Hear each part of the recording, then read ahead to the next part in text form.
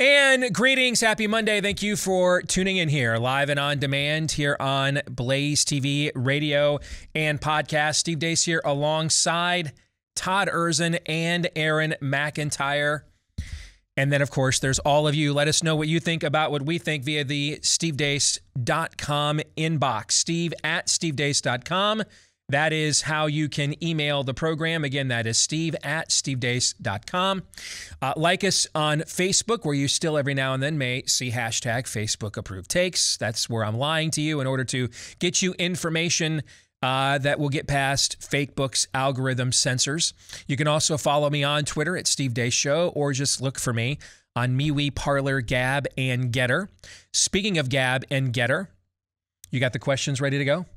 I do. All right. We will get to your questions. We haven't done one of these in a few weeks. We've been so loaded up with stuff we've had to address, but we will get back to the Monday Town Hall this week. Ask Me Anything, and our followers on Gab and Getter got to tag team this time.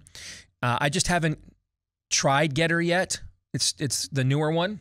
So I didn't want to kind of leave our Getter followers hanging out to dry on the first attempt. So I put them together with the folks over at Gab, where we don't get a ton of reaction when we do Ask Me Anythings from them. But I do notice we get questions of a lot of depth, the questions we do get, right? And there's a really important one about how you staff the show that you're going to need to take up. Oh, so you gave me a hint. You're not supposed to do that.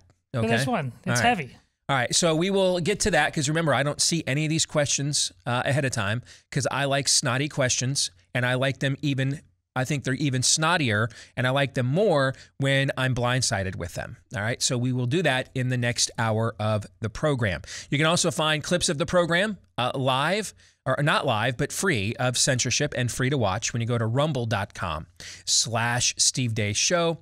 And again, the last name is DEACE. Hope you guys all had a great weekend. If you're not a Penn State fan, chances are you probably did, because that was fugly on Saturday. Yikes. All right. So what are we doing today? Oh, first, let me tell you this. Tomorrow is 60 days until Christmas.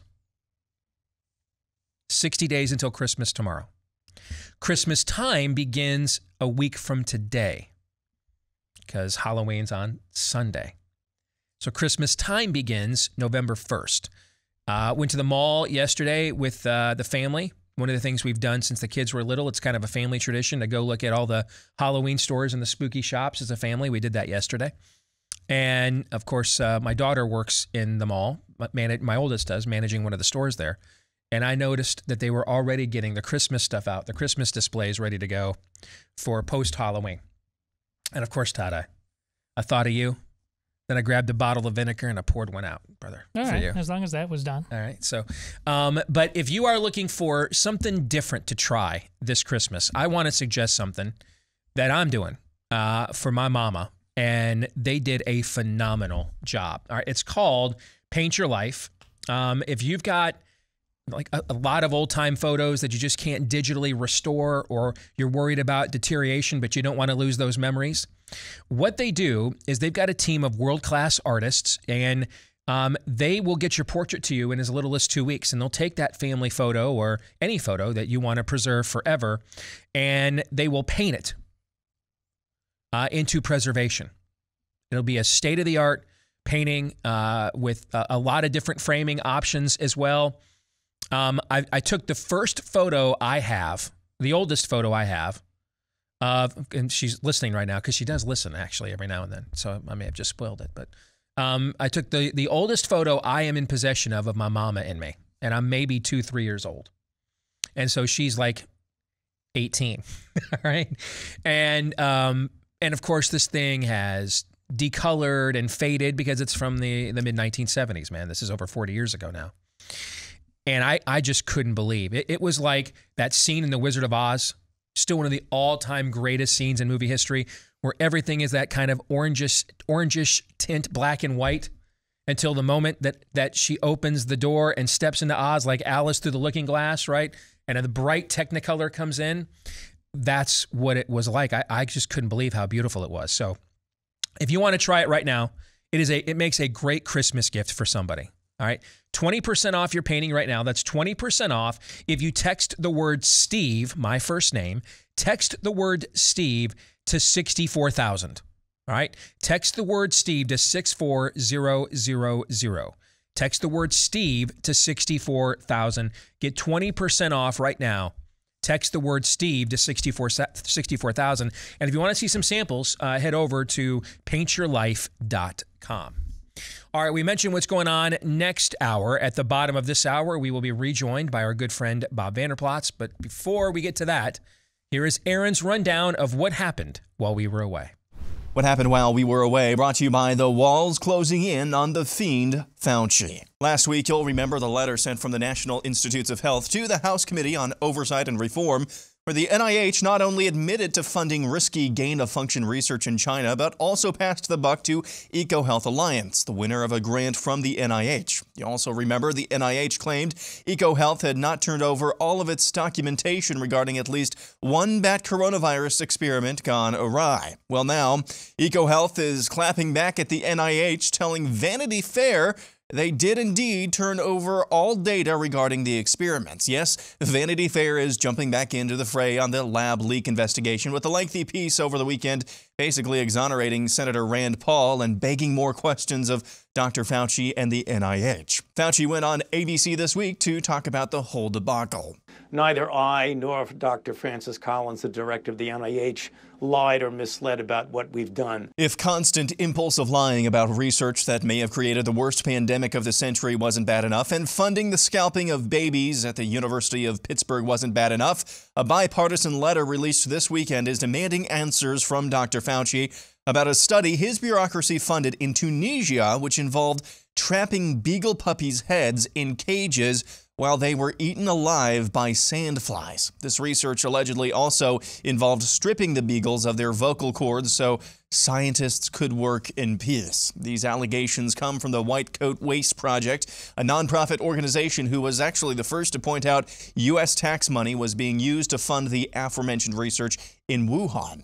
The bipartisan letter to the National Institute of Allergy and Infectious Diseases was signed by 23 House members, most of whom were Republicans. Checking in on the Branch Covidian cult, Fox News' Neil Cavuto is begging his audience to get vaccinated in the wake of his breakthrough COVID infection. I'm begging you, toss them and think of what's good, not only for yourself, but for those around you. If you don't want to do it for yourself, if you think it's a pain in the ass, I get that. Right. But think of others around you. I dare say people who experience this or seen loved ones who've been affected by this or heaven forbid die from this are not judging the wisdom of mandates.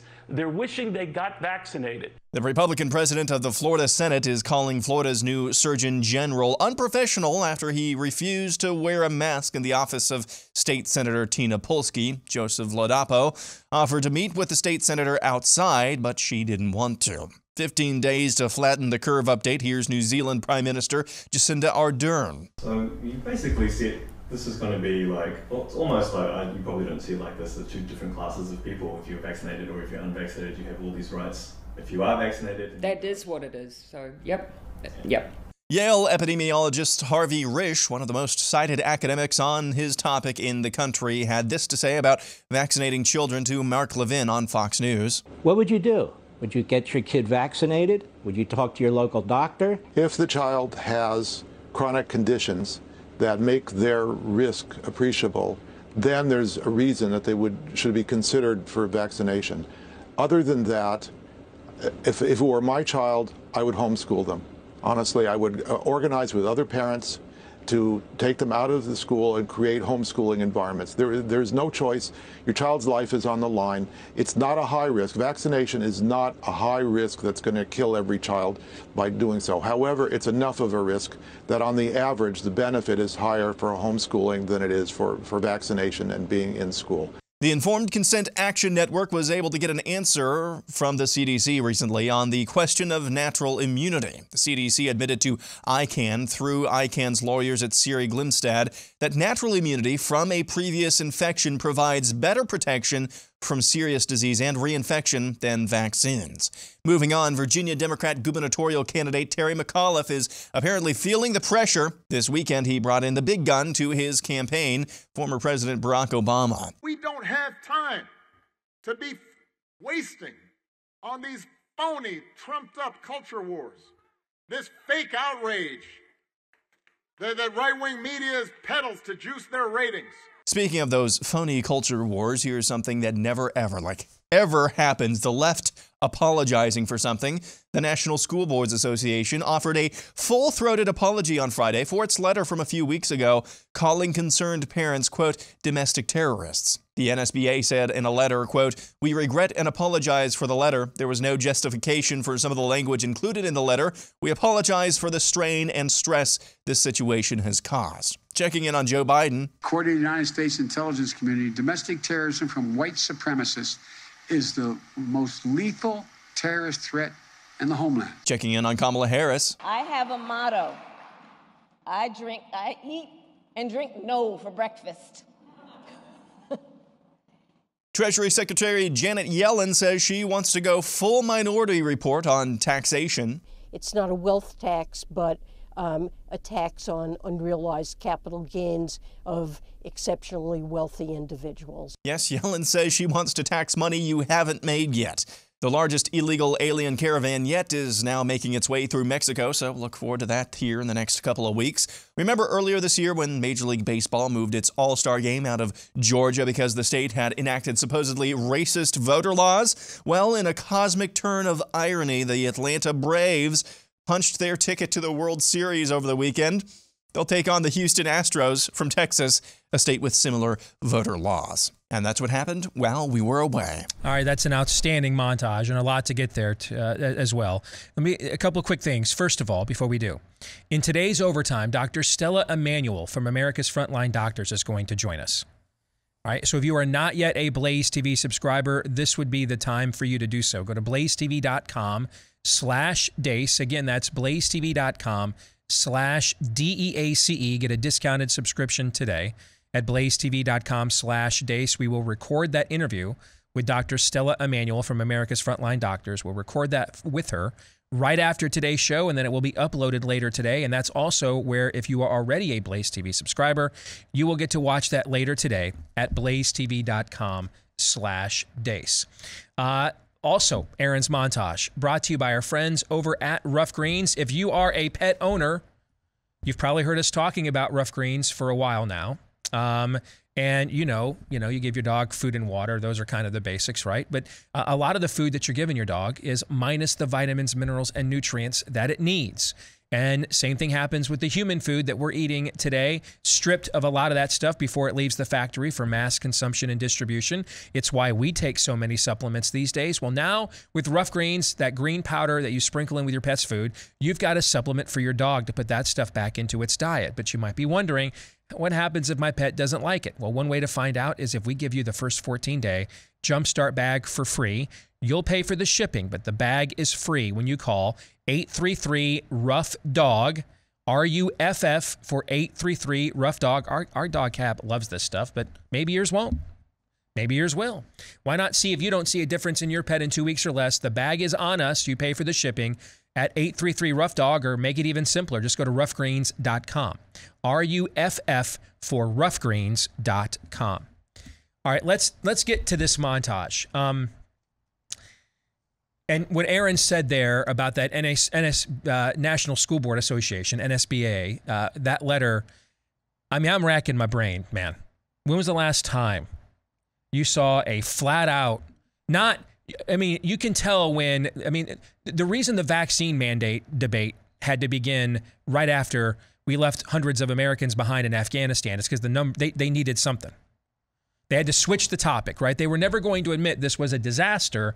So we've seen that tactic a lot, right? Mm-hmm. Don't admit it's a disaster, just get off that topic, switch to a different one. And the hope was that there would be enough built-in partisan support within their own base that they wanted to pick a divisive fight that would sort of pit their base against the other side's base. It hasn't worked out for them that way.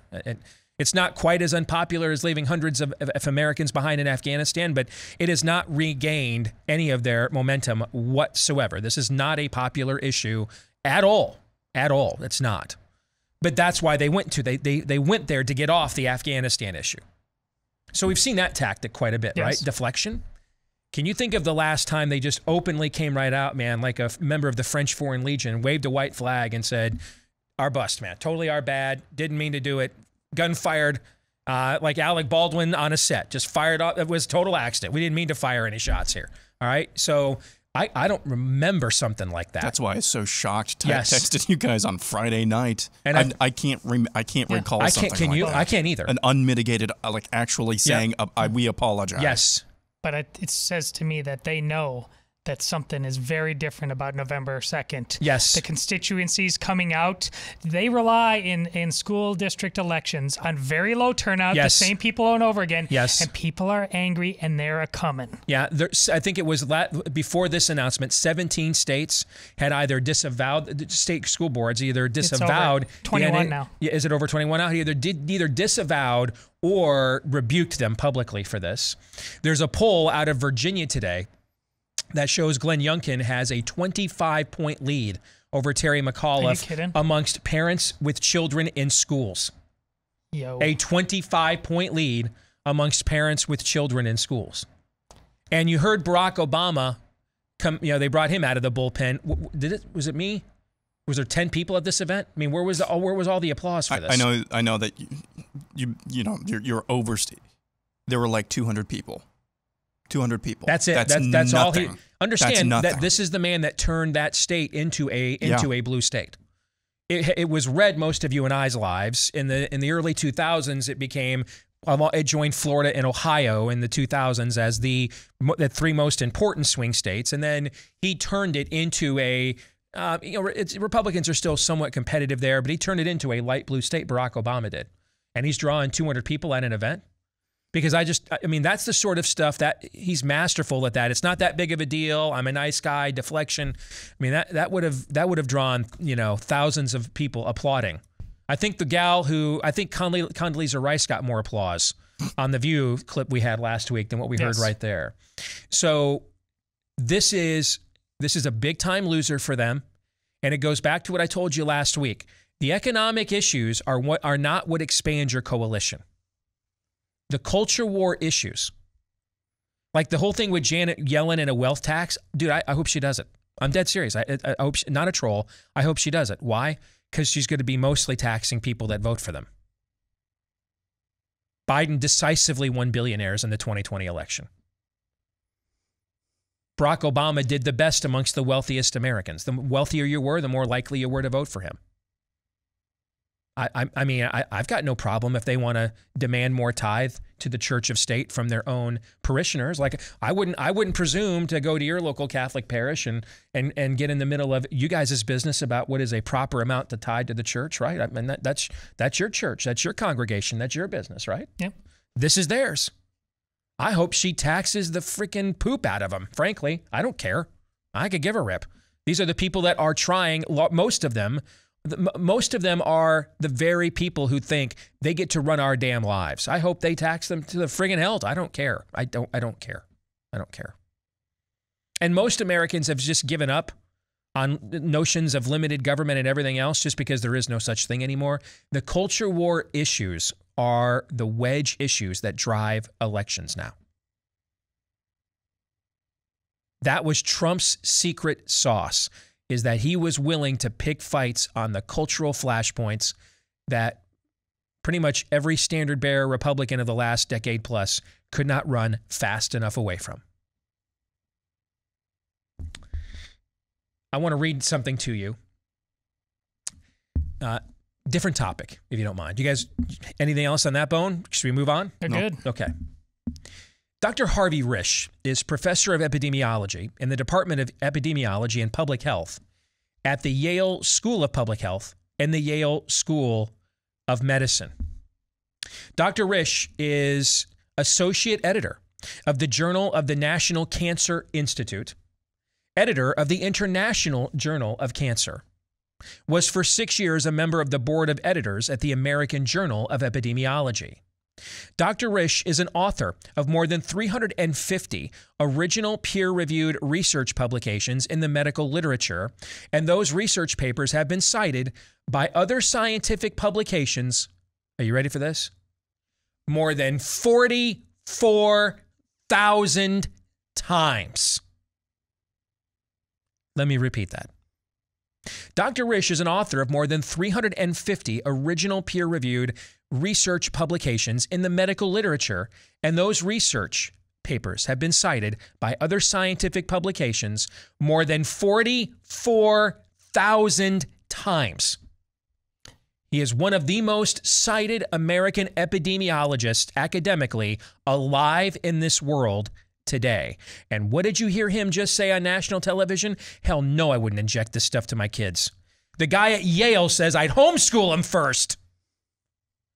Now, if the name Harvey Risch sounds familiar to you, it's because last spring he wrote an exhaustive piece for Newsweek about the benefits of hydroxychloroquine treating against COVID-19 that he himself had actually utilized.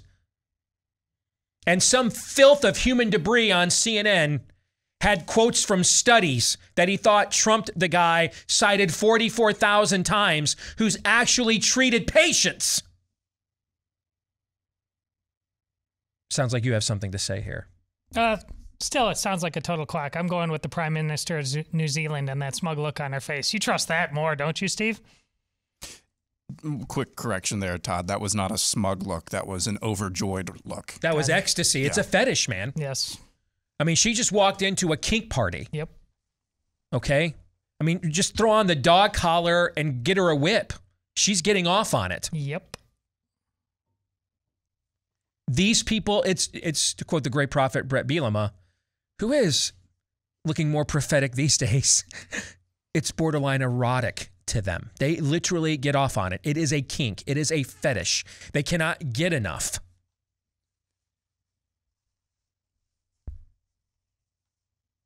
Is Kamala Harris a real human being? I thought we weren't allowed to talk about that. Your rules. Yeah, let's just move on. Okay. She got her own code word wrong. Like, what did she... She said surprise to herself at her own surprise birthday party, guys. She said surprise to herself. All right? This is crazy. She said surprise.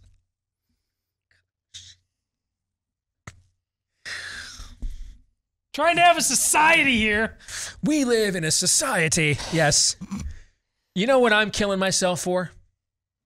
That 10 minutes after they moved that All-Star game from Atlanta, I didn't take a mortgage payment down on Braves to win the National League pennant.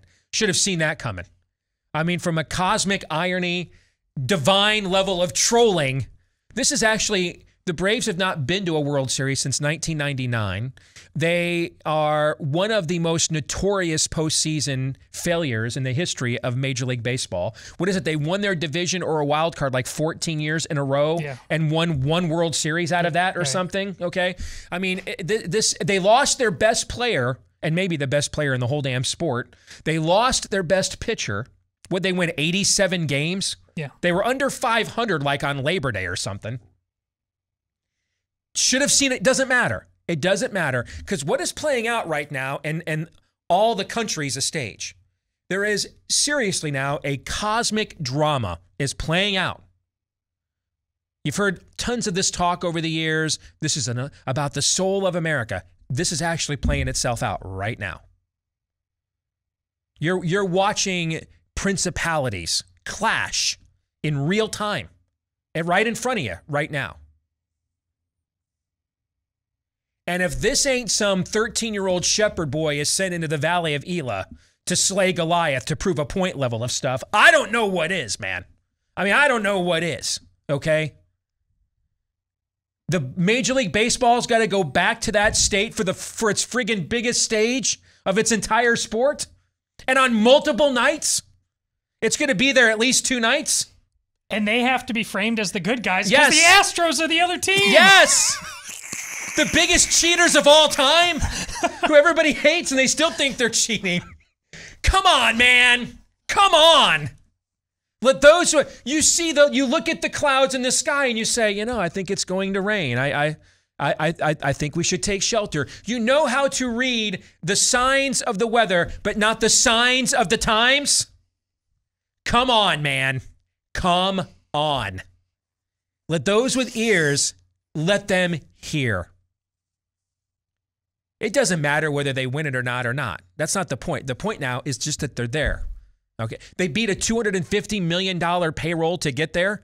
Max Scherzer, who has missed one start in 20 years, who has literally left the ballpark to go to a wife's birth, come back after he was sure the baby was okay, and pitch that night. I know. Suddenly says, guys, I got a dead arm. I can't pitch. I don't know what to tell you. And also, are you freaking kidding me? And also, the Washington football team, the Indians changed their name. We're going down there to the Braves, and we're going to be tomahawk chopping all night long. This is some providential level stuff right here. Okay. Now, let me show you an example of what it looks like though when the other place trolls. What does it look like? It looks like your most powerful public official created a virus or helped create a virus that murdered millions of people, including hundreds of thousands of his own countrymen, and then murdered hundreds of thousands more by denying them early treatments like what Harvey Risch was trying to tell us about well over a year ago. Funds the scalping of baby heads at the University of Pittsburgh. Muzzles kindergartners like they're North Korean political prisoners. And now, in a scene right out of a horror movie, or those Faces of Death contraband videos that we tried to smuggle into our homes when we were teenagers in the 80s. Remember that series? I do. Right out of Faces of Death. Locks dogs in cages to be eaten alive by murder insects.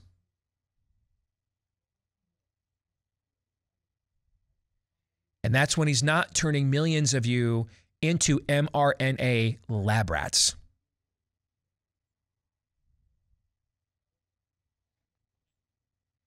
There's another side of the coin here. This man is the most wicked, vile filth that has ever held any amount of public office in the history of this country, and in most others, I would imagine. If he could, he can't, because he's suffering the eternal torment he deserves. But if he could, today from the bowels of hell, Joseph Mengele would blush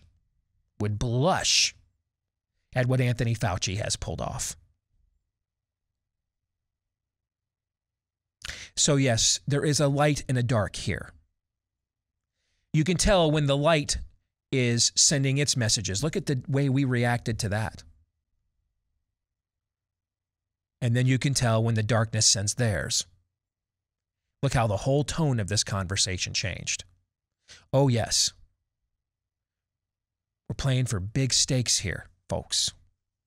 A cosmic drama is playing out over your civilization right now before your very eyes. Make sure you're on the right side. More importantly, make sure you have chosen a side. There will be a winner here and a loser. There will be no in between.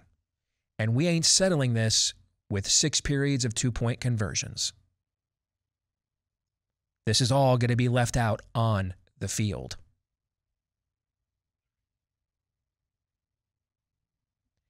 We'll come back, be joined by our good friend Bob Vanderplots. Haven't spoken to him in a few weeks. We'll catch up with him. We also have our Ask Me Anything Monday Town Hall return next hour. So a lot more to come here on the program. Stay tuned. You know, every once in a while, you guys know how much I love the chocolate chip cookie dough chunk Built Bar. And don't worry, I'm going to have one of those later today. But every once in a while, though, you're like, you know what, man, I got to go back to the old standards that kind of hooked me on Built Bar to begin with. And I had one of the cherry barcias during the last break. Man, forgot how good that is. This is just like the vinyl pulling out the old album. It is, yeah. Listen to some old school stuff. Yeah. That's a good analogy, yeah. And it kind of takes me back because my grandmother, this time of year, And I don't know how, man. I mean, my whole life, and she died weighing maybe 90 pounds, okay? and she turned chocolate-covered cherries into a friggin' food group. She's like Elf. I mean, she could eat those things for breakfast, lunch, and dinner. There's chocolate-covered cherries, and chocolate-covered cherries. And this tastes exactly like one of those. It's Cherry Barcia. It's just one of the regular everyday flavors at Built Bar. And yes, they still have the greatest of all their flavors. Chocolate chip cookie dough is still there. I think blueberry muffin might be available too. That's one they just launched recently. So if you want to try any of their great flavors, all covered in real chocolate, not loaded with calories or carbs or sugar, but loaded up with protein and great taste, use my last name Deace as your promo code right now and take 15% off your order when you use the promo code Deace at Built.com. B-U-I-L-T for Built.com. I got 3 emails over the weekend from people who were like, all right, man, I broke down, tried the chocolate chip cookie dough, and now they're all like, testify. All right, okay. One woman sent me her husband's closet where there are just shelves of Built Bars. My wife actually came to me recently and said, can you just take all your Built Bars and just like put them in like the hydrating drawer in the fridge where, you know, you keep vegetables and stuff, because they just take up too much room. All right. So this product deserves that level of devotion. All right. Built.com, B-U-I-L-T. Use the promo code Deace.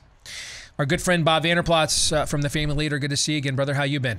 Been doing really good. I thought the reason you were in a good mood was Michigan won, but it was the Built Bar. You just said, usually you're not that excited to see me, but you're kind of excited to see me, I think. No, not happy about a win where you average more yards per rush than you do per pass attempt, because that's how you get your rear end kicked at the end of the year by Ohio State again. So no, not exactly happy about that right now. But you still like the Built Bar? I do. Okay, let's stay there. All right, yeah, Built Bar are going to help me self-medicate through the last Saturday in November now, apparently.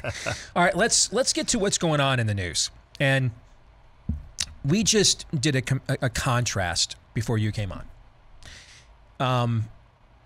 That I absolutely, you know, we hear cliches. It's right up there with, this is the most important election of our lifetimes, right? I've heard that. My whole life. But you've heard a lot of, you know, this election is about the soul of America. We've heard that pretty much every election as well. I actually think, though, we are right now watching this cosmically. You're watching principalities cosmically play themselves out for the future of this civilization right out in the natural world right now. And it's, you know, it's with those who have ears to hear, let them hear kind of a thing. And I used 2 examples. So earlier this year, Major League Baseball said that they had to move their All-Star game out of racist Georgia, okay? And now a team that a month and a half ago had a losing record, lost its best player, who's arguably the best player in the world, lost its best pitcher, hasn't been to a World Series since 1999, is maybe the most notorious postseason faceplant franchise of the last 30 years of Major League Baseball. Found a way now to get all the way to the World Series, including beating the defending champs with a $250 million payroll, whose future Hall of Fame pitcher for the first time in his entire life got up one morning and just decided, in a decisive game, I cannot pitch. Okay, all right. And now they're in the World Series. And where will those World Series games on the sport's biggest stage be played? Georgia. In Georgia. Yeah, and the opponent will be a team from a state that has just actually passed a very similar law to Georgia's. Texas. Okay. But then you see the story that emerged over the weekend of Anthony Fauci. So that's one side is clearly that's sending a shepherd boy, a barely teenage shepherd boy, who's not even shaving yet, to take down Goliath in the Valley of Elah, in my opinion, level of providential trolling right there. And I have to tell you, there's a lot of Braves fans, because of what you just said, a lot of people cheering on the Braves that Georgia gets their due. If they were playing somebody like San Francisco, it'd be big time Atlanta. But they're playing Texas, which makes it, you guys are both kind of good. But what they're really doing is sticking it to the Major League Baseball. Yes. And now they have to be there for a far bigger event than the All-Star game. Exactly. But then there was another story that emerged over the weekend that this is what it looks like when the other team trolls. So this is a guy that funded research at the University of Pittsburgh that scalps heads of aborted babies, of murdered babies. Likely either funded or did the research that created COVID-19, or at the very least, risk created something like it or worse if it wasn't this specific virus, muzzles your kindergartners like they're political prisoners in Pyongyang with masks. Who knows how many hundreds of thousands of people denied early treatments. My email inbox again loaded up this weekend with stories of people who can't get treatments to their loved ones, and they're told just to stay there till they get on a ventilator, which is a flip of a coin whether you ever will get out of the hospital. All right. Now you're an mRNA lab rat, and after you've been vaccinated twice, any day now you're going to be told if you've not taken a third injection, you will no longer be considered fully vaccinated. That's coming. That is coming. Any day. Now we find out that he also literally funded research that put dogs in cages to be eaten alive by murder insects. Anthony Fauci, if Joseph Mengele could, he'd blush. He's the worst, most vile filth that's ever held any form of a public office in this country's history, and probably in many others, for that matter. So you were at a meeting over the weekend that you were telling me about, a gathering of a who's who of conservative leaders, which is why they won't invite me to things like that. And I want to know how much of this was just talk, and let's just go back to our same mail-in fundraising letters, all right, and vote GOP to vote yourself out of this mess. Do they understand the stakes we are playing for here? You know, Steve, it's a great question. First of all, let's go back to Fauci. Why does this guy still have a platform? Why did he have a platform to begin with? And I happen to believe voter fraud, not voter fraud, whatever you might say, if Trump would have fired Fauci early on, he'd be president of the United States. I completely agree with that. Yes. And that said, the gathering of the who's who was not organizations sending out the fundraising letters saying, just keep me in business, keep me in business. These are actually the donors who write out the big checks to a lot of entities. And I'm telling you, they're after. So they called the meeting and said, come hither. Exactly. Okay. So they wanted to see if the people they're giving money to know the stakes we're playing for. Amen. Here. And the reason why they invited me to speak, it still remains to be seen, but it was just an honor to be there. The thing is, I said this to Darla, I think they've reached their Popeye moment. This is all I can stand it no more. And what they're doing is they're seeing their freedom being taken away. They're seeing this country, basically what Dr. Dobson said 30 years ago, the fundamental question is either God is or God isn't. And if God is, we should line up our principles and precepts towards him. And if God isn't, then, just have it your way, kind of what they want to have. And that's what you're seeing with the cosmic battle play out today. But the two big issues that were, I'd say three big issues that were brought up. One is the vaccine mandates. Like, who told us to bend the knee? And that we just kneel at any time they tell us to kneel, we kneel. And they're not saying that if you want to take the vaccine, take the vaccine. They're just saying, give us the best information. Let us make our decision. It's our body, our choice. That's what they're saying when it comes to abortions, but not to vaccine mandates. And the other one's the election integrity. That we need to be able to trust our elections. Election fraud's been something that's been happening for 100 years.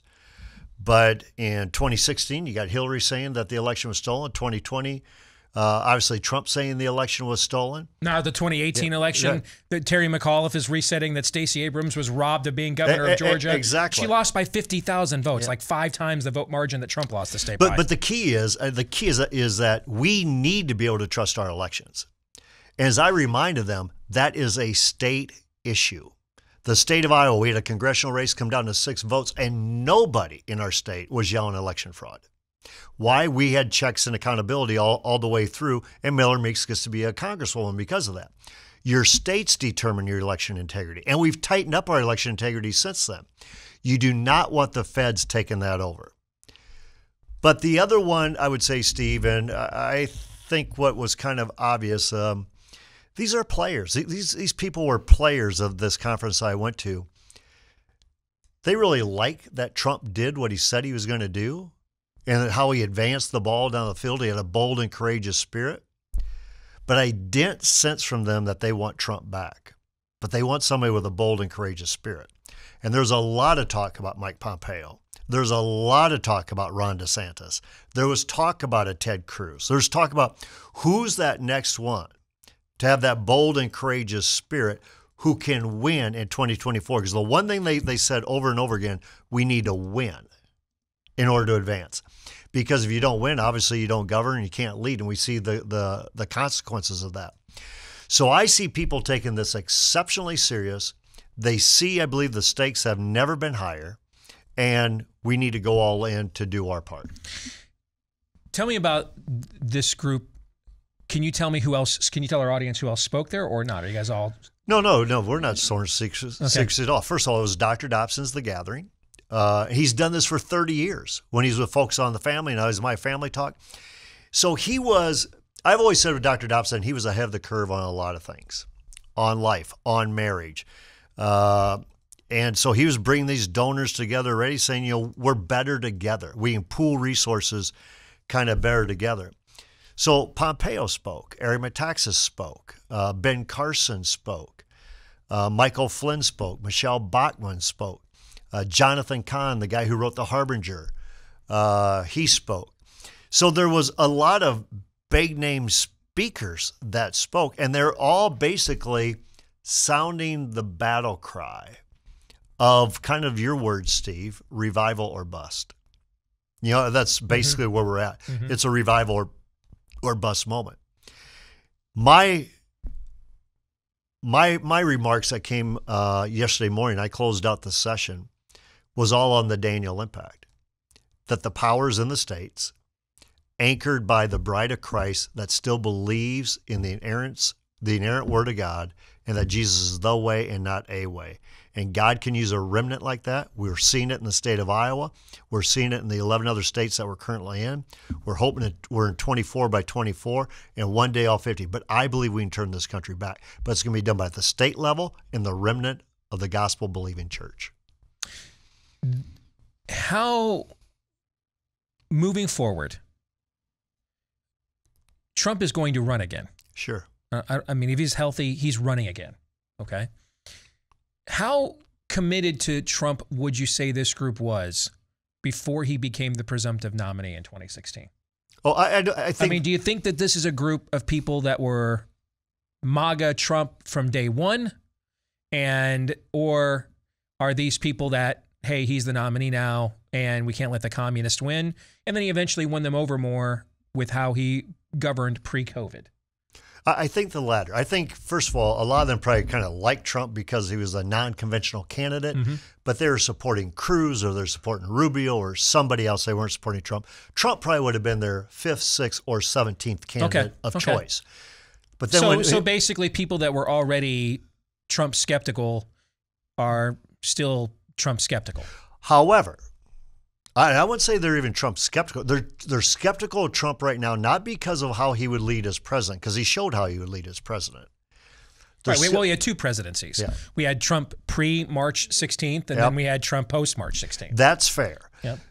Where they're really skeptical of Trump, though, is can he win? Will America go back to him? And I think what they're doing is they're looking at who are the alternatives out there. Now, Mike Pompeo spoke. And I'm telling you, Mike Pompeo, he looks like Mike Huckabee of 2008. He's lost a lot of weight. He looks great. He gave the best message that I've heard him give, and then he did a stellar interview in front of that group. And a lot of people are saying, this guy is prepared to be president, and we think he could actually win. Now, we know that's early on. But a lot of others talking about Ron DeSantis, obviously. They love what Ron DeSantis is doing in Florida. He's got to win re-election first. Sure. Yeah. And they talked about that as well.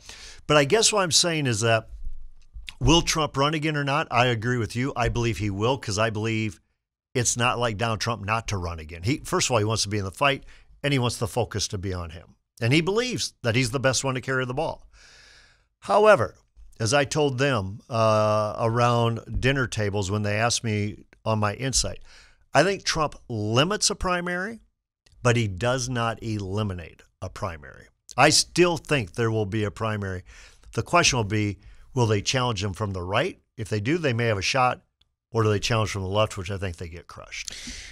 We got to go here in a minute. What I think is, somebody asked me about this in my inbox, actually just yesterday. We've got all this focus on this Virginia governor's race. Why aren't there any Trump events there? Why isn't he going there? Obama was just there. And it's because he is a very polarizing figure. There are certain untraditional constituencies that the GOP has struggled to reach that Trump uniquely reaches. And we've seen that. I mean, when you and I got into doing full-time activism in this state, this was a purple to trending blue state. Yep. Now it's redder than Texas is now. Yep. Okay? And it's freer than Texas. And he has played a role in that, no question. Yes, he has. Okay. But then you look at a state like Virginia, which is so heavily suburban. You can't send him there. Right. If I'm the Youngkin campaign, and Jeff Rowe's running that campaign, Yep. you and I both know well, I don't want Trump anywhere near that because I'm trying to win back a bunch of suburban voters he turned off. Okay, and if I'm the McAuliffe campaign, I'm on my knees begging Trump to do an event in Virginia. So I want to run against him other than Glenn Youngkin. So this is the unique dynamic where he brings in constituencies we need at the expense of other constituencies we used to have that we need to bring back at least to some extent in order to reset the board. And so there is a bit of a chess game being played here. I got about a minute. Go ahead. talked to an influential person from Virginia. I asked him exactly about this with Youngkin, how he's playing with Trump. And he said, well, he's not having Trump in to do a rally because of exactly that. I don't want to be caught embracing Trump. He said, however, the difference is if you live in Lynchburg, you're going to see targeted advertising about how Youngkin and Trump are kind of together. Which is where Liberty University is. If you're in Alexandria, it's not there at all. So they're being smart with their messaging, and it looks like a razor-thin race. It would send a message and a shockwave, I think, through Democrats if Youngkin wins that thing. Good stuff, man. Appreciate it. You bet. God bless you. Same to you. We'll come back. Hour 2 coming your way. We'll go to our followers on Gab and Getter for our Monday Town Hall, and we'll play our little game of Ask Me Anything next. Stay tuned. All right, we're back with Hour 2, live and on demand here on Blaze TV, radio, and podcast. And I am looking forward to what's coming. It's been too long since we've lined up, hopefully, some snotty questions for an Ask Me Anything. We will do that here in just a few moments. But first, a reminder, let us know what you think about what we think. Email the program, steve@stevedeace.com. That's DEACE. Like us on Facebook. Follow us on Twitter at Steve Deace Show. Look for us as well without any censorship whatsoever on MeWe, Parler, Gab, and Getter. Gab and Getter. Our followers there, you will be asking the questions we'll be answering here in just a few minutes, so thank you. See clips of the show that are free of censorship when you go to rumble.com/Steve Deace Show. And again, that's DEACE. Thanks to all of you that are podcast listeners. You're a huge part of our show's continued growth and success. Thank you. If you haven't had a chance yet to do this, though, please leave us a 5-star review as well as hit the subscribe or follow button. And we want to thank all of you, because there's many, each and every one of you that has done that for us already. I also want to thank Rhonda Judy. She sent us all DVDs, the three of us, sent us DVDs of Season 2 of The Chosen. So thank you very much. When I went to put it on my shelf over the weekend, I realized that someone had previously sent me Season 1. Remember I kept saying I was waiting around for it to be on a streaming platform I could access on my TV in the man cave, and then I realized, oh, I had this DVD on my shelf the entire time I could have watched. So my bad. Whoever sent that DVD of Season 1 to me, thank you. I'm sorry. But I wanted to mention Rhonda. That was very, very kind. And she also says, by the way, men who love God is the new sexy. So I thought I would pass that along to the two of you guys. Thank you. Yeah. All right.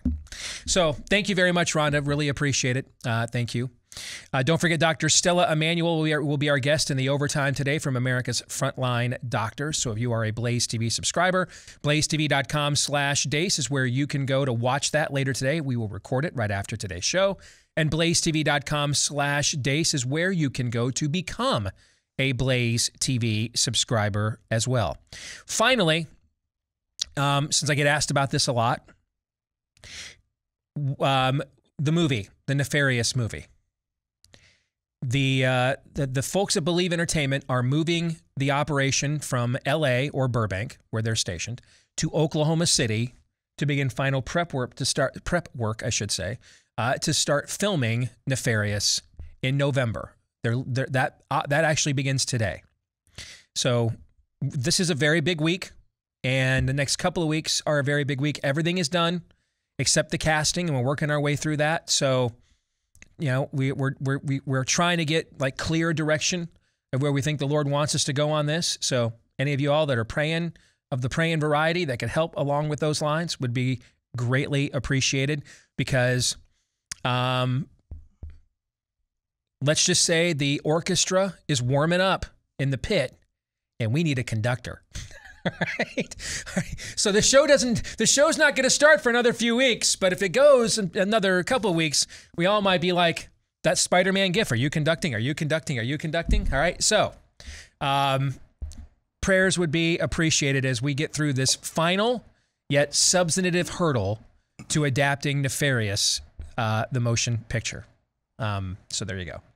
All right, let's get to our Monday Town Hall, brought to you by our friends at Home Title Lock. You know, the Social Security Administration, Health and Human Services, the U.S. Census Bureau, their computer servers are often decades old, which makes them more prone to attacks, cyber crimes, hackers, and exposure of your personal info, which makes you then more vulnerable to home title theft. Because even if they can't steal your identity, if you've got good identity theft protection, and all of us these days should, they can still get information about your identity that they can then use to go to a public database where your home's title is kept, pretend they're you, and then make it look like you've sold your home to them on a quitclaim deed, so they get access now to your home's equity. And a lot of times you don't find out until the stuff starts showing up in the mail or the calls start coming in that you don't ever want to receive. Make sure this doesn't happen to you with our friends at Home Title Lock, because neither your mortgage lender nor your homeowner's insurance can protect you.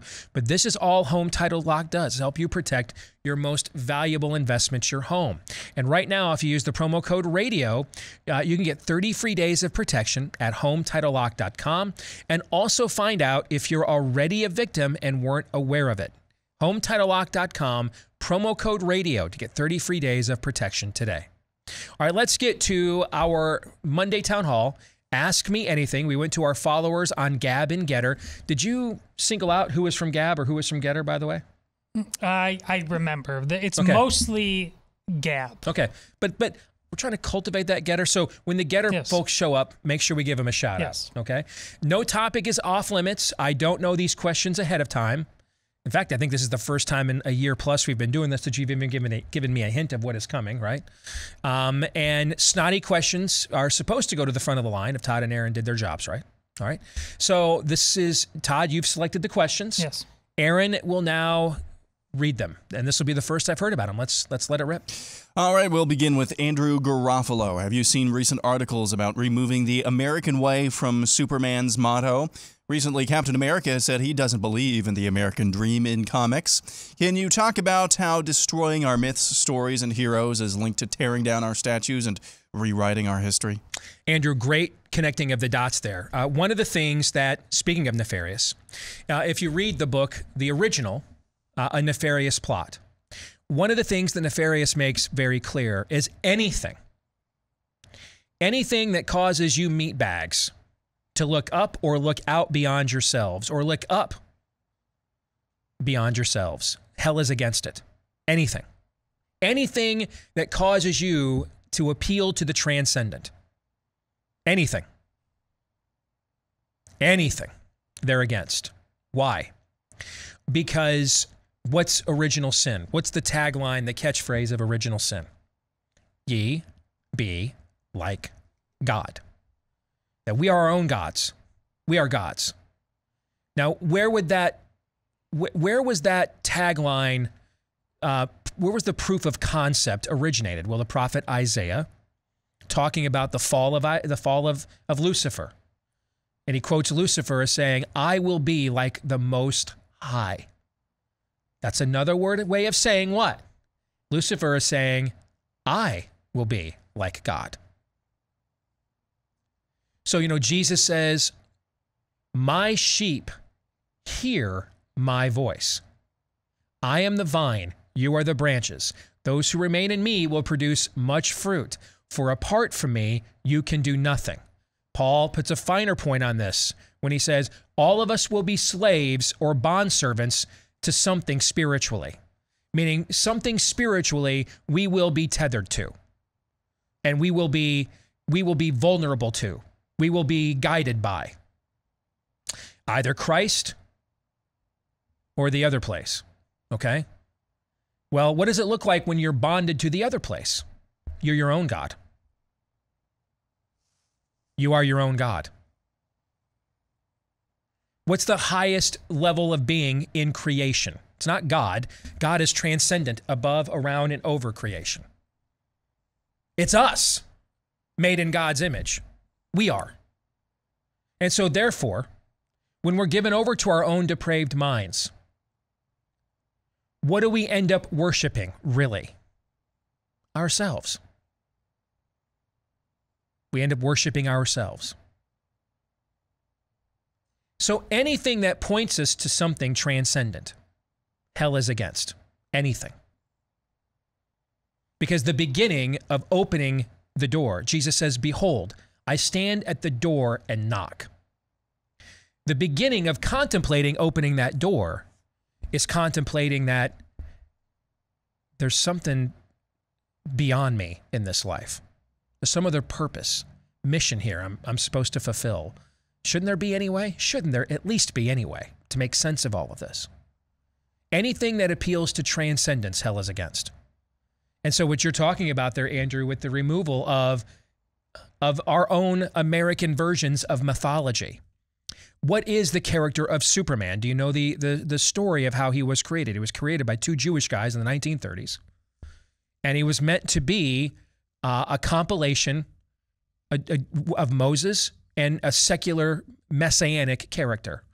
Now, as two non-messianic Jewish guys, they didn't say Christological, but in our understanding as Christians of the New Testament, we would look at messianic as Christological.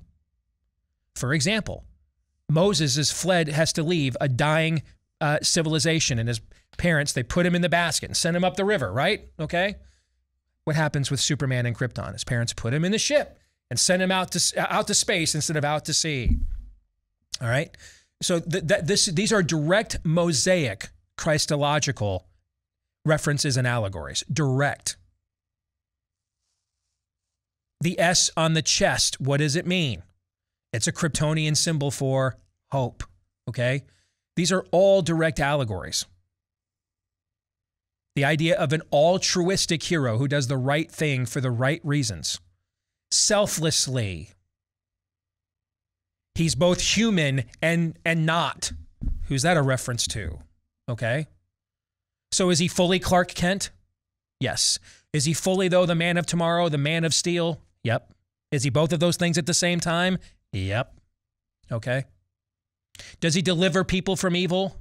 Does he deliver people from bondage? Does he deliver people from captivity? Yep. So of course there's an interest. And some marketing firms, I've seen surveys of this, next to the cross, the most recognizable worldwide symbol is the S of Superman. That's how potent this character has been for the last, going on, 90 years now. So of course, these things are targets. Of course, Captain America is now an agent of Hydra. These are, in Marxist tactics, this is what is called agitprop. And this is where you take the symbols and the slogans of the civilization that you are attempting to replace, and you deconstruct them so that they now become yours. And that's what's going on here. Because now they're no longer transcendent. You take all transcendence away. When you take transcendence away from people, what do you really take away? What's the Kryptonian word for the symbol on Superman's chest? Hope. Hope. Take transcendence away from people, you take away hope. And therefore, the only place they will put their hope ultimately in those situations is where? The state. Or themselves. Same difference. Great first question. Next up, we go to Ghost, who has this to say. Not really sure what the question is, just what do you think about this statement? Everyone, please consider this. Southwest Airlines was not a win. Delta was not a win. Everyone is still being placed into categories because the goal is the passport. It's not about the shots. Again, the goal is the passport. This infrastructure is being implemented right now and adopted globally. This is what must be resisted at all costs. Agree to some extent. I would not say that them pushing back on not firing a bunch of their employees is not a win. I wouldn't go that far. I would say, though, it is not a sufficient win. This is not the same as the NSAB flat out, man, going mea culpa, maxima mea culpa. On the whole, you're a domestic terrorist if you want to address your school board and put your employees and remind them the order of things. That's what a total and complete win looks like, right? Yes. Yes. This isn't it. I agree. And I think several of you have reminded me, isn't it Delta that still has the two-tiered insurance system for employees, that the unvaccinated have to pay $200 more a month per member of the household or something like that? Okay. So this is not a complete win, but I would not say it is not a win at all. And the reason I wouldn't say that is twofold. One, those people who refuse to take the jab, they're still part of the company now. So we still have the canary in the coal mine. Doesn't always have to be on the other side's team. You know what I'm saying? Mm-hmm. So we've still got people there. That's number one. Number two, it didn't take long for them to see there's going to be a level of resistance here that really has not existed in a lot of other places. And more resistance than they anticipated. That being said, and who was this ghostwriter there? That being said, ghostwriter, it's wise of you to point us, though, to what the ultimate goal is here, okay? And the ultimate goal is this social credit system driven around vaccination passports. Because the ultimate goal is a social credit system. They just needed something that justified it, and they're going to use the virus to be the MacGuffin of the script.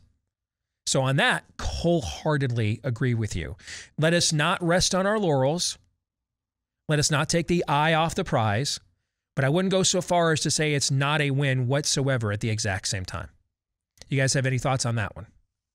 No, I agree entirely.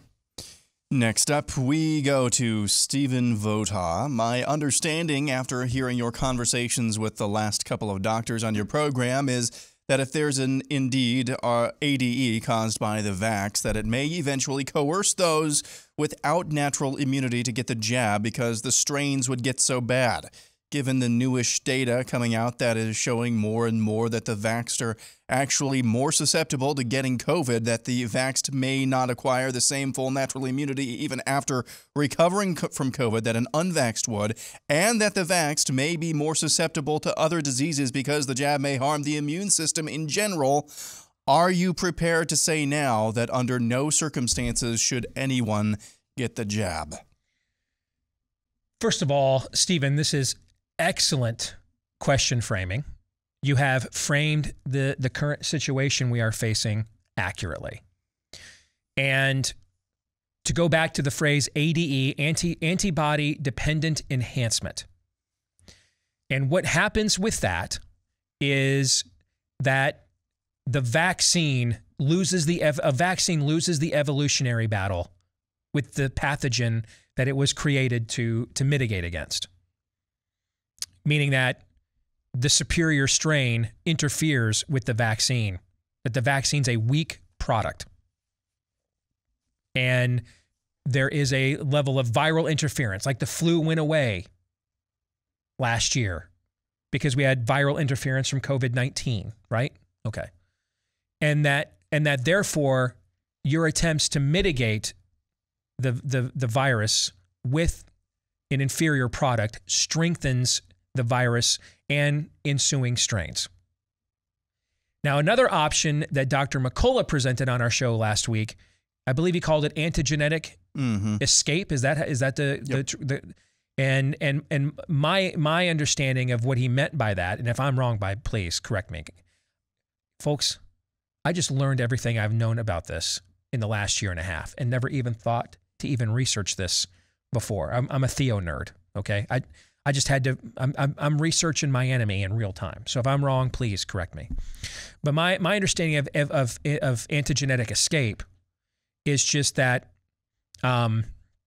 is what Dr. McCullough means by that, which is why he's saying stop mass vaccination, is that instead of going to ADE, and he did say last week we could eventually get to ADE, But we start here where it's the vaccinated that are now getting the worst of it themselves.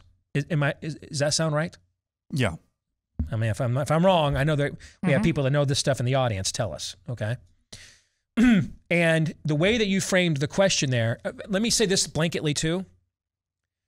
It will take a lot for me as a non-physician to flat out say no one should get something like this.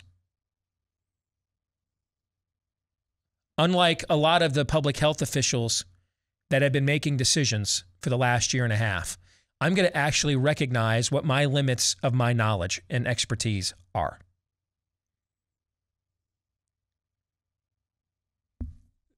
That all being said,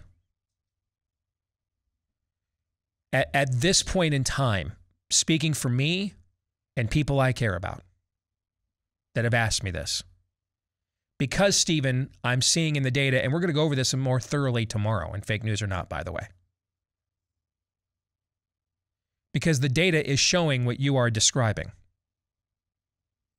I've not recommended to anybody in my circle unless they're, and I wouldn't, unless they're well into their 70s, loaded with comorbidities, or they're maybe middle-aged now and loaded with comorbidities, because we are seeing this hit younger men now. I wouldn't, I recommended my mom get vaccinated right away last winter. I'm like, I wouldn't get one of these boosters. I don't think she will. So I'm not in a position to make blanket public health statements like that for millions and millions of people. I don't know everybody's situation. And that's not my job. And I've seen as many COVID patients in the last 19 months as Anthony Fauci has. 0. So because of that, I'm not going to interfere with the relationship between you and your provider the way that Anthony Fauci has chosen to do so. But looking at the data, your description of the current situation is accurate, and we see it in the UK data. And you'll see it tomorrow when we lay this all out for you.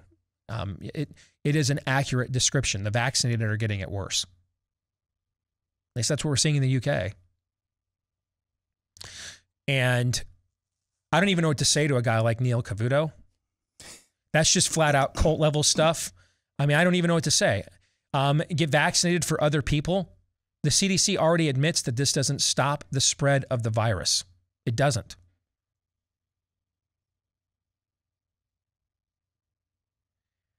Somebody sent me an email that somebody else here at the Blaze had put out stats that made it sound like it stopped 8% of spread. And I should debate this person. And I'm like, why would we debate whether a vaccine stops 0 or 8% of the spread out of 330 million people? Are either of those numbers any good? Mm-mm. No. Do you see commercials on television? Pfizer, 8%. We stop about 8%. 8% of you we vaccinate won't be able to spread this to anybody or get it yourselves. Of course, they're not going to say that. Again, prior to 5 minutes ago, the point of a vaccine was to what?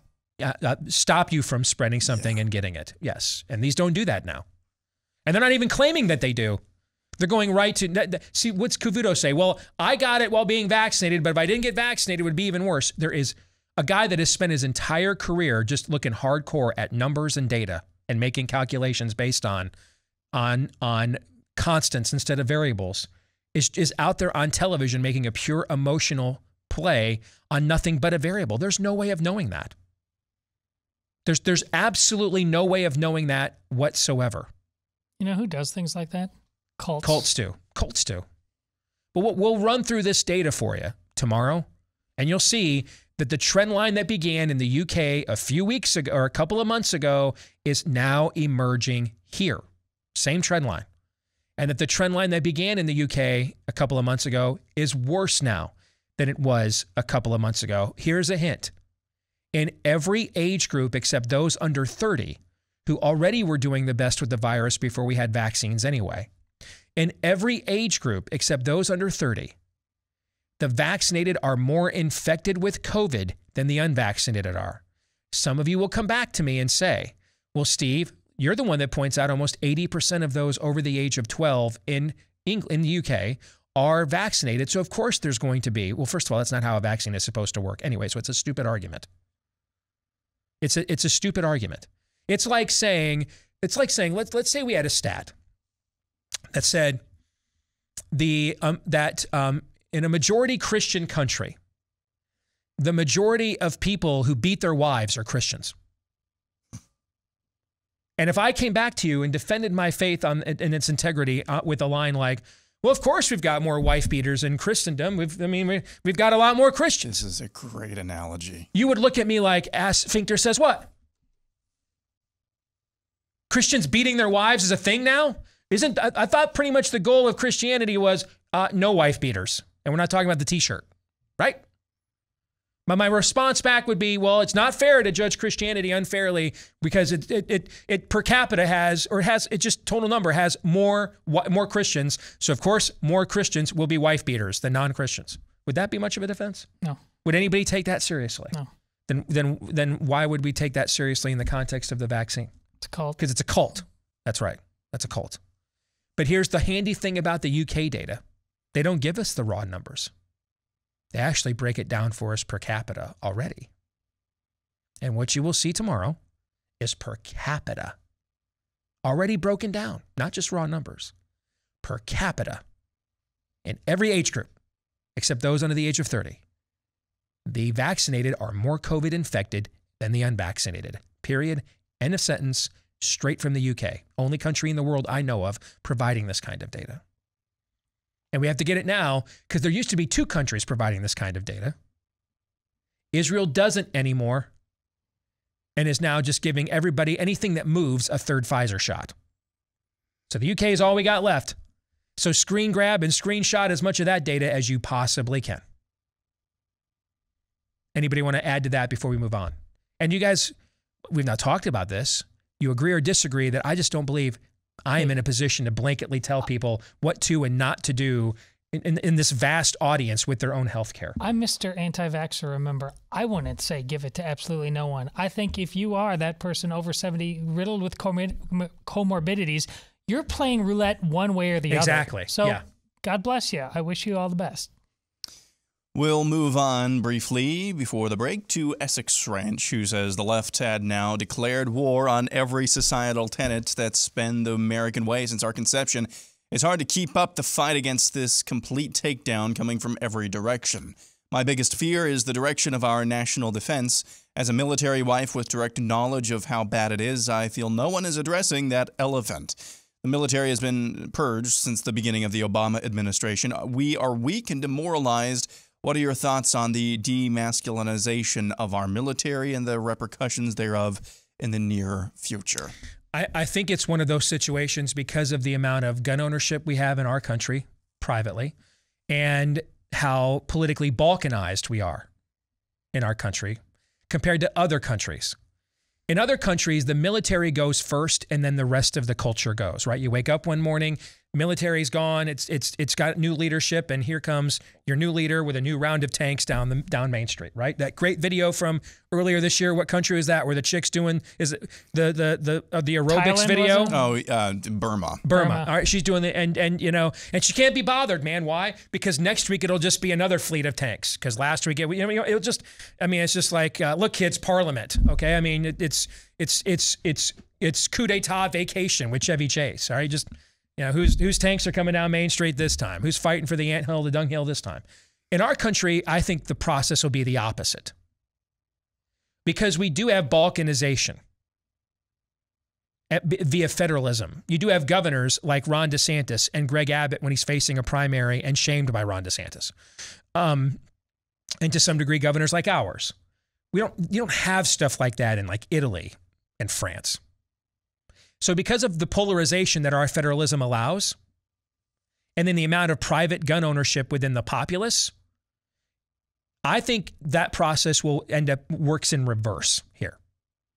Meaning that once the military goes, it means that the whole culture had already gone. We're not conscripted. We're a civilian-led military. You see what I'm trying to say? Yeah.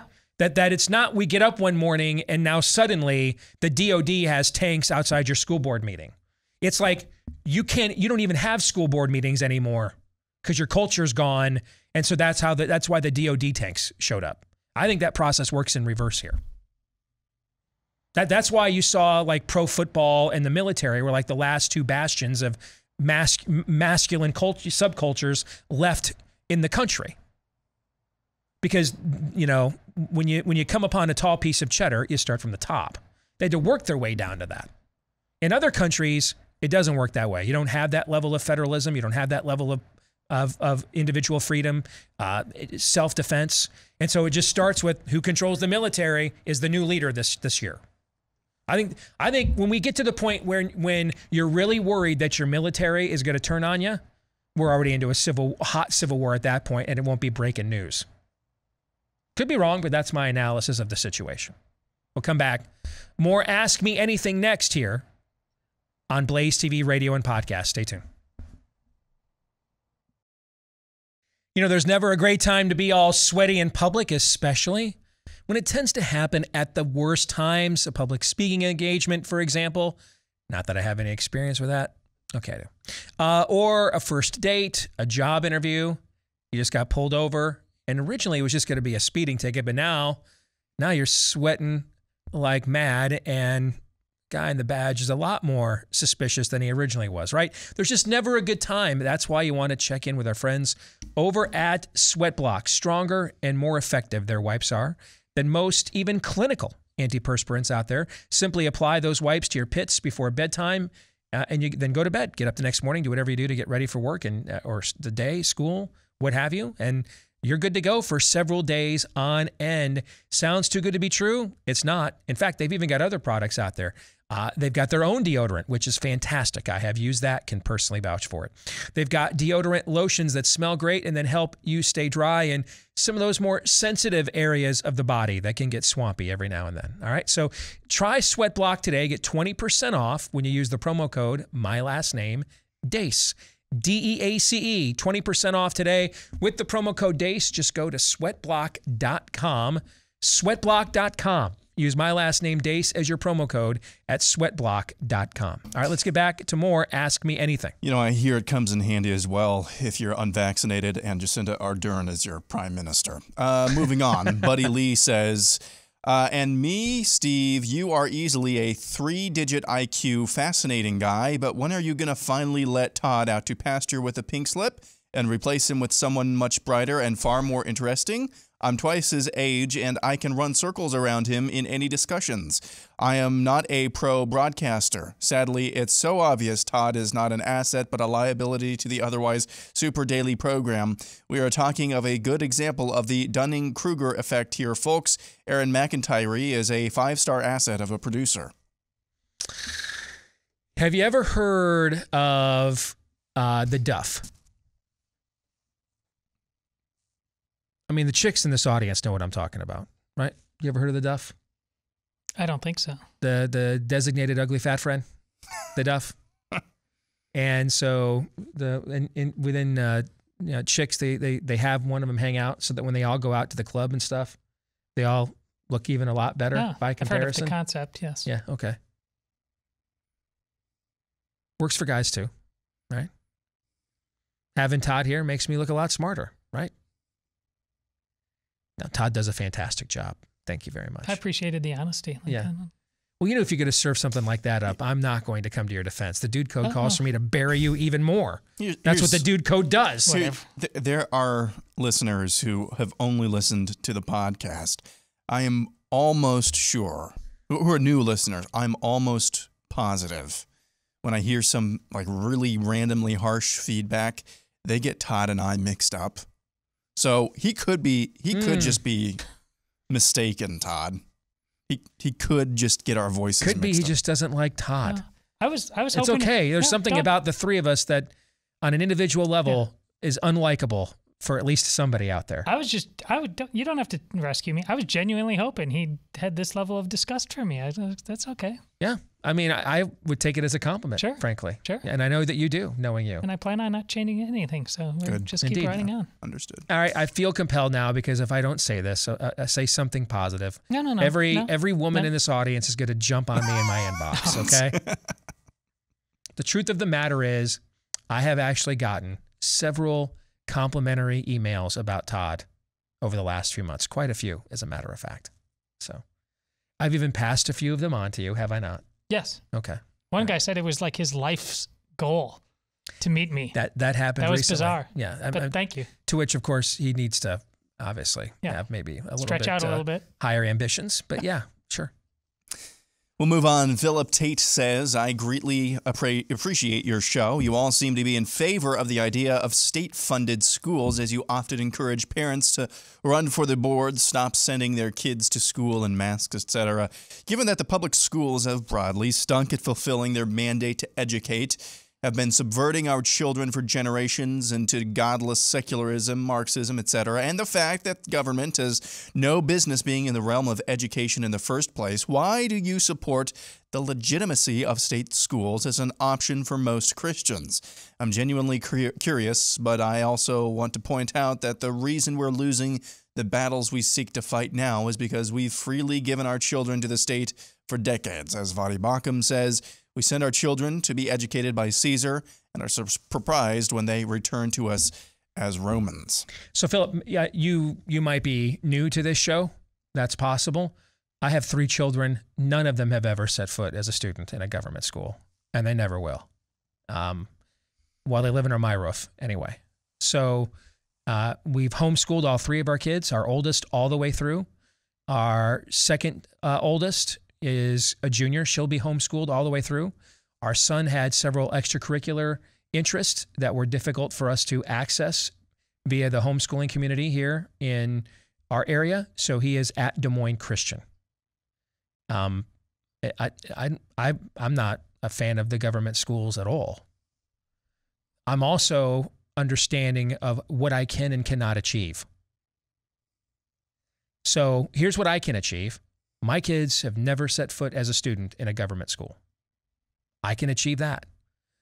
For a long time in our family, especially when Anna, our oldest, was young and early in school age, we were a single household paying a mortgage, and I made about $40,000 a year. And that's all we had to pay mortgage and homeschool all the kids. Before our show really began to reach a new level of success in the last 2 years, I came up with another $10,000 a year I don't have to send Noah to Des Moines Christian. So I'm not a fan of them at all. If we could, I'd want all the parents to get all their kids out of there.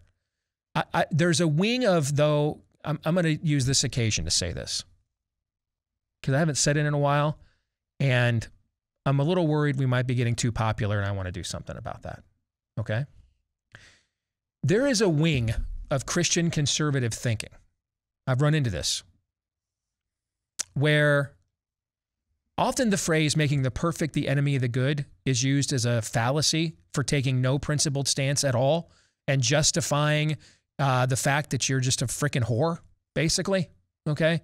Just a whore for politicians and your favorite political party. I mean, I would say at least 80% of the time that phrase is used, it's actually in that context. But it doesn't mean that there is no proper context for using it. I mean, I thought Ron Paul had some great ideas. I thought his foreign policy was beyond naive. I mean, he had a foreign policy view that pretended like the 7 churches of Asia Minor just got together. Muhammad and the hordes showed up with their curved swords on horseback, and they just like had an election, and they just decided to be Muslims. Gave up on Christianity and decided that the Quran was now true. No, dude, they got friggin' invaded. That even if there was no Israel, even if there was no role, the United States played no role in the Middle East, The United States didn't exist until the latter half of the 18th century. Is there any history of Islam prior to the latter half of the 18th century? Yeah. Of Islam acting as a warrior, invasive culture? Any history of this whatsoever? Quite a bit, actually. So what's older? U.S. foreign policy and friendship with Israel, or Islamic invasive, oppressive culture? What's older? The latter. And is it even close? No. No. In fact, Israel didn't come along until 1948. So it's less than 100 years old in its current iteration. This idea that they would Iran would be great. He even said in a debate in Iowa that, hey, if Iran gets a nuclear weapon, so be it. I don't blame Iran. In fact, he said, I don't blame Iran for getting a nuclear weapon. Israel has them. I heard him say it. I was there. That's nuts to me. We live in I find it fascinating. You know, I often pick on the pre-mill crowd for how crazy they can get. Let me pick on you on some of the post-mill crowd. I'm going to guess that's where we're at with the Voddie Baucham invocation, and I'm a fan of Voddie's, by the way. But it's like, do you guys actually believe in, do you even total depravity, bro? Do you believe in it? Do we believe in total depravity or not? Yes? What does total depravity mean? It means total depravity, which means we will run into some things and structures that are so deeply embedded, they're irredeemable. Now, you're going to say, in response to that, you're exactly right, which is why we shouldn't have schools. I agree. I don't think we should have government schools. Is there any meaningful ability for us to no longer have government schools currently applicable in the real world that we now live in? No. No. Which means we are therefore going to have what? Government schools. Which means, therefore, now we are in conflict because we have a situation where I made choices that were huge financial sacrifices, my wife and I did, to not subject our kids to them. I'm in a position now financially where it would not be a huge sacrifice for me. But for most of the years my kids were growing up, it was a major sacrifice because we still had to pay for all the curriculum and everything else. And the wife who's actually got the real education couldn't go into the workforce to make any money with it because she had to stay home and educate the kids. So we're paying for all her student loans. She's not generating an income. I understand what a tremendous sacrifice homeschooling is. I've done it. I get it. I also understand what a tremendous blessing and benefit it is because I've done it and I did it. That being said, did they still have the largest high school in the state of Iowa 5 minutes down the street from my house?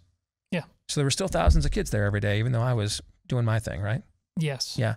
So I guess then part of love your neighbors, you love yourself, I guess, I just leave those kids to kind of fend for themselves, right? Right. I just totally just subject them to the whims of the enemy. And pretend it has no impact on all the things you care about. Even though my kids are going to grow up in the exact same neighborhoods, my daughter's going to manage a business at the exact same mall most of those kids go to and come in and shop. My kids are going to date those kids or date people that date those kids and be around. You see what I'm saying? I mean, I don't understand this.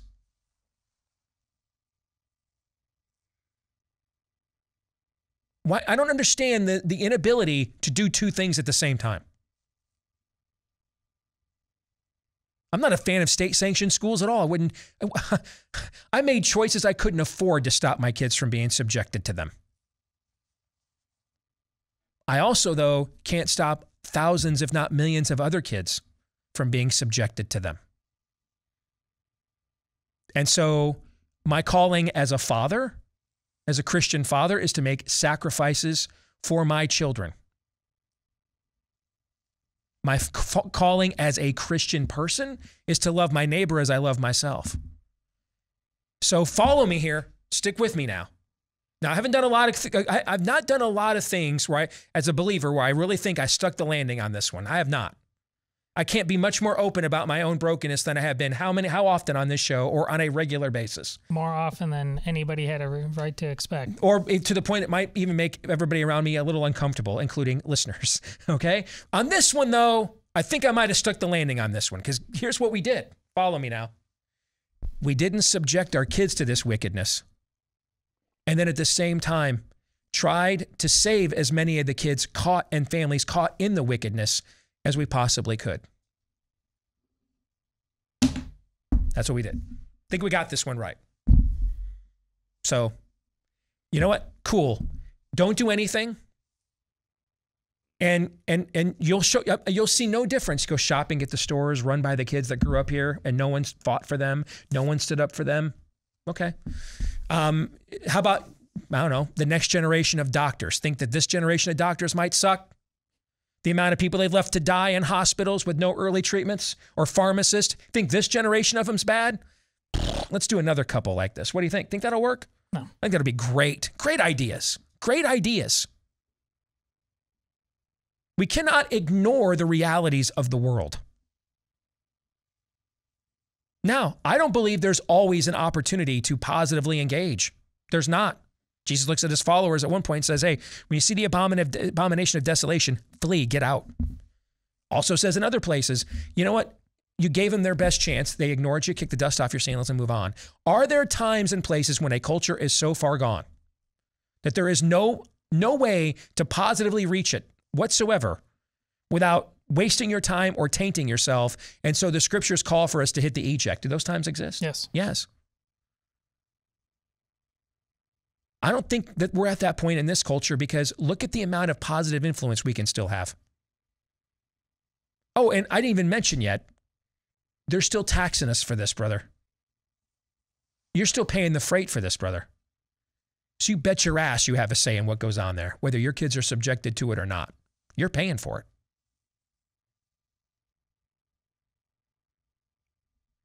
But this argument of let it be, I don't understand. I don't get it.